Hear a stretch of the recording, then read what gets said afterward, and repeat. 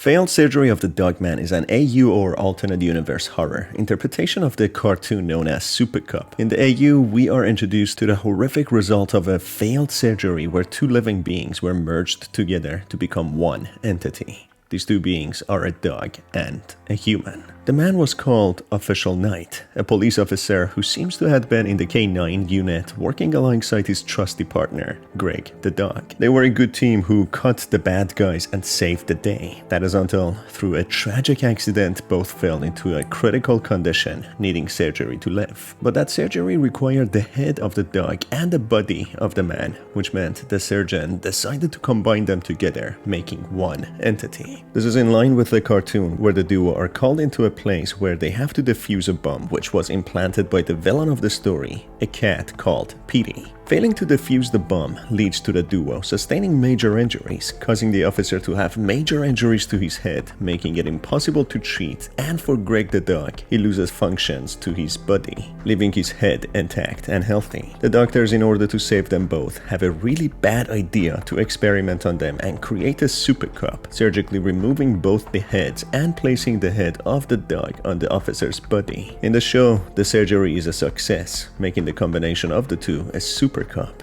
good at pretty much everything. But in the AU, the results are much different. As the nurse approaches his room to check on him, the dog man wakes up after the surgery, opening his eyes for the very first time. He seems dazed and out of place, seemingly disoriented and confused. As the nurse enters the room, she is worried, not able to see the patient, asking herself where the body is. The concern is very clearly visible on her face, seemingly more like fear than simple concern about their health. Just then, out of the shadows, Dogman appears and lunges at a fleeing and scared nurse. The scene changes to the doctor who performed the surgery, walking alongside the police chief. The doctor is desperately trying to convince the chief that the surgery was a success, something including the aftercare took 2 weeks of hard work. The chief is less than convinced, wanting to see the results by himself. Chief explains that he is concerned about Greg and Knight and simply wants to see them being alright. Just as they reach the room, they are horrified to hear screams of the nurse who has been pinned to the ground, with the new abomination the Dogman has become being atop of her. Dogman has blood on his mouth and hands, with the nurse having a bloodied face. It's clear Dogman attacked her and bit her. Just before Dogman notices the doctor and the chief, he seems to be stroking the nurse's face, as if being confused and feeling out of place, trying to get used to his body. That's when he is spooked, letting out a loud roar before running away through the window. The chief is horrified and screams that Dogman will be back. At the same time, a news outlet arrives reporting live on Greg and Knight, two heroic officers who sustained severe injuries after a failed bomb defusing mission. Just then, we see Dogman in the background, running away on all fours. Despite having a human body, this monstrosity has a dog's brain, acting like a dog who is disoriented and scared, acting on instincts. This live news goes viral, with many people becoming horrified. One of those includes Petey, the cat who planted the bomb. Petey is scared reading the news, seeing how Knight and the dog have become a monster. It's not clear if Petey is feeling sympathy or fear, as he was the reason Greg and Knight become as such. In the meantime, a confused combination of Greg and Knight try to escape all the noise and confusion through going home to be in their safe space. We see a depiction of what they might be feeling like being watched and being under scrutiny. Dogman simply wants to feel safe and away from all glancing eyes. That's when he arrives home, a place where Alice lives. Alice was Official Knight's girlfriend, whom they lived together with, as we can see from a photo in the background on the wall. A photo which shows Official Knight alongside Alice and Greg. We see boxes upon boxes in the house, which might suggest Alice is moving to a different place after believing Official Knight has passed away. That's when Dogman arrives at home, with tears running down his face, looking for some validation from Alice, someone whom Greg trusted and lived with, feeling as if she is family and part of home. Unfortunately, all Alice sees is a monster covered in blood, being half human, half dog. She runs into the house and shutting the door behind her. This really sad encounter makes Dogman even more confused, having thought he would be welcomed and embraced by Alice when he gets home. but instead he is turned away and treated like a monster, someone Alice tries to avoid. Alice goes on to hide in the closet with a really confused Dogman sniffing around, finding the place Alice is hiding. Dogman looks terrifying with blood and a deranged look on his face, trying to reach towards Alice, when in fear she stabs his hand with a knife. Dogman is really baffled at this point, not knowing what is happening to him and why Alice would do such a thing. His reality then shifts and distorts. Keep in mind he just woke up after 2 weeks of an experimental surgery, meaning that his capacity or vision might be restricted and impacted. Seeing how this woman stabbed him, something Alice would never do, he starts seeing a shadow, thinking it is a demon who smells like Alice, as Dogman relied on his sense of smell to locate Alice. Maybe a doppelganger or somebody who has taken Alice hostage. It becomes clear the surgery has made it difficult for him to see. That's when the sense of protection kicks in his mind, thinking that this demon has done something bad to Alice. So Dogman attacks Alice, believing that they have done something bad to her. Unfortunately, Dogman attacks her and brutally mauls her. She falls to the ground, being helpless, screaming, while Dogman screams louder, demanding to see the real Alice. Soon after, the police tracks Dogman to this location, finding him over the body of a badly injured and mauled Alice. Dogman seems really confused, crying like a child, lost, and baffled. The chief is there, being unhappy that Dogman terrorized the city, but happy that the police has captured him now. They take him in, with no other news being heard from him, as if he disappeared. Sometime later in the police station, an angered mayor barges in, demanding to know what happened to Dogman and where he is. The mayor comes to the interrogation room, where the police are interrogating the surgeon who performed the operation on official night and Greg the dog. The surgeon starts talking, going back to the start, when it all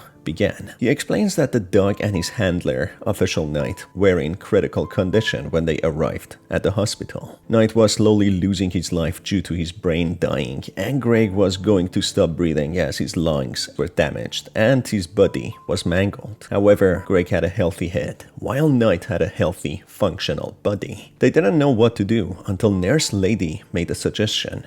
A grim one, to join the head of Greg to Knight's body and in theory save them both. Chief gets angered hearing this, thinking it was very irresponsible of the surgeon, as it caused death and panic in the city. The chief promises he will not allow Dogman hurting anyone else.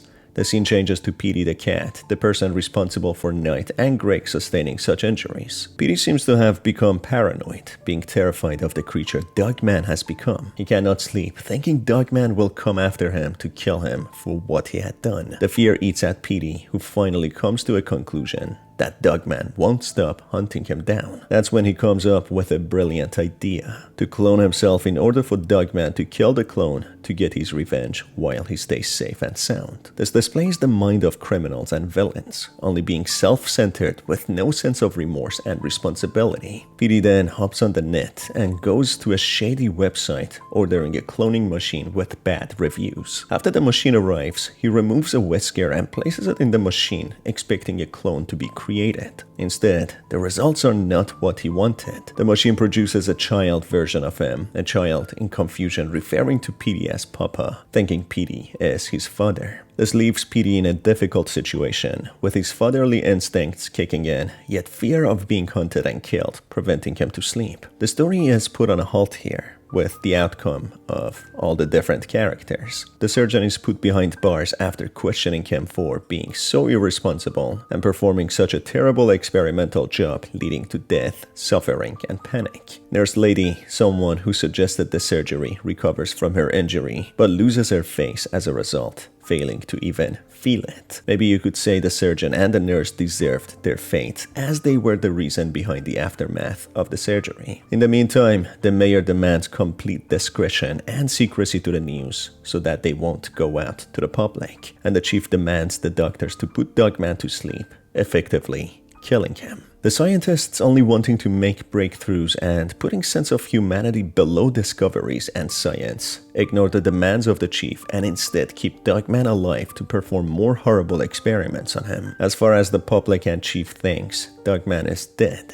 so there is no one to stop the scientists performing any sort of deranged experiment on him. They believe something impossible has been achieved, merging a human with an animal who has stable vitals. They perform all sort of inhumane experiments on him, testing his tolerances and abilities. They put Dogman behind a glass in a box, shocking him, hurting him, and torturing him, all in the name of science. The scientists try to make him an obedient dog and maybe try to push him to speak, but instead they break him, a dog that becomes terrified of everything, living just to suffer every day. The scientists notice something, however. In the corner of the cold room that he is in, under constant observation, he places his hands on his head and keeps petting himself. These are the same hands that belonged to his handler, Official Knight, someone who petted him before. In his mind, he is still Greg, someone who finds relief and comfort in thinking that he is still protected and loved by Knight. He is in a safe place in his mind. He calms himself like that, feeling the hands of someone he trusted and loved. In the sad turn of events, with Greg, who was a heroic dog,